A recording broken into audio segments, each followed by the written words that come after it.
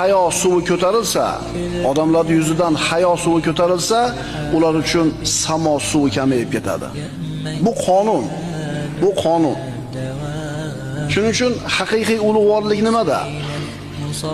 Ana shu haqda turgan, sobit turgan ozchilik bilan birga bo'lishlikda.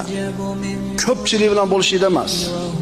Allohning azobidan qutulishligimiz faqatgina mana shu Allohning dinini mahkam ushlagan ozchilik bilan birga bo'lganimizda bo'ladi.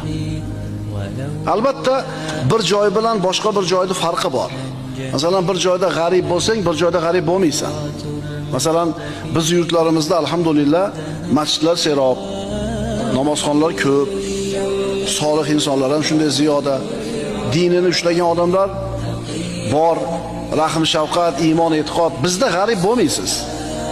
Ammo ana shu bir kufr mamlakatlariga, g'ayri dinlar yurtlariga borsangiz-chi,